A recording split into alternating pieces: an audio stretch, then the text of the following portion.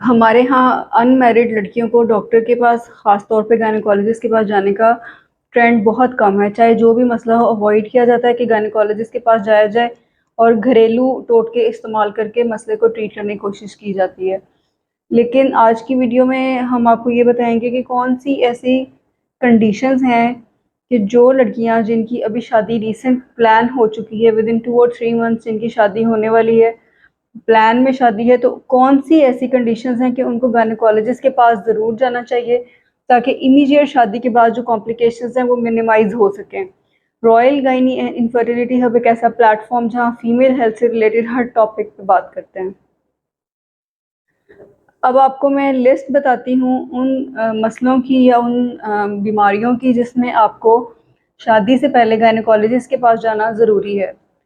Video को and तक आपने ज़रूर देखना है। एंड पे एक बहुत इंपॉर्टेंट टिप देने वाली हूँ, ये एक बहुत इंपॉर्टेंट ऐसे सिम्टम्स बताने वाली हूँ जिसके लिए हम गायनेकोलॉजिस्ट के पास बहुत कम जाते हैं। सबसे पहले नंबर पे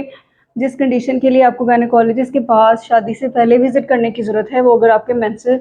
इरेगुलर हैं, मेंस्ट्रुएशन जो है वो नॉर्मल नहीं आ रही, या 2-2 3-3 महीने नहीं आती, या हैवी आती है, या बहुत कम आती है, उसका फ़्लो आपको ठीक नहीं लगता।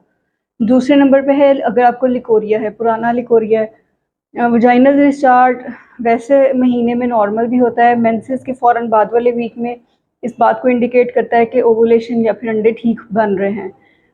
लेकिन अगर पूरा महीना वेट रहते हैं, ख़ारिश है, बदबू है, पुराना डिस्चार्ज है,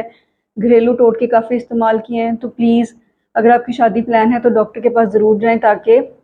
इस इन्फेक्शन का ट्रीटमेंट किया जा सके। तीसरे नंबर पे आता है अगर आपके पेट के निचले हिस्से में, कमर में दर्द है, तो आपको गायनेकोलॉजिस्ट के पास शादी से पहले ज़रूर जाना चाहिए। अब बाद में आता है अगर आपको कोई यूरिन का इन्फेक्शन है, यूरिन का मसला है, बार बार यूरिन आ रहा है, ये रिकरेंट यूरिन के इन्फेक्शन होते हैं, तो आपको शादी से पहले डॉक्टर से ज़रूर मिलना चाहिए। अब एंड में मैं आपको ये बताती हूँ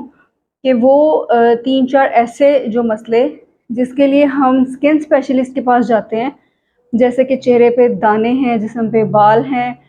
वज़न बढ़ गया है, हम डाइटिशियन के पास जा रहे होते हैं, हम डर्मेटोलॉजिस्ट के पास जा रहे होते हैं,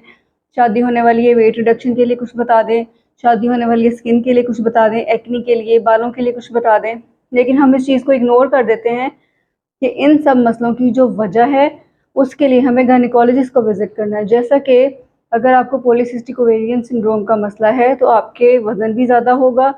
चेहरे पे बाल भी होंगे, दाने भी होंगे, और आपकी हार्मोन्स इरेगुलर होकर आपके मेंसेस भी ख़राब होंगे। तो ये कॉम्बिनेशन ऑफ सिम्टम्स हैं। अगर आपको इनमें से कोई भी सिम्टम है, शादी होने जा रही है, तो प्लीज़ गायनेकोलॉजिस्ट को एक दफ़ा विज़िट ज़रूर कर लें ताकि 2-3 मंथ्स के लिए जो आपकी ट्रीटमेंट हम कर सकते हैं उसको किया जाए, आपके हार्मोन्स रेगुलर हो जाएं, आपके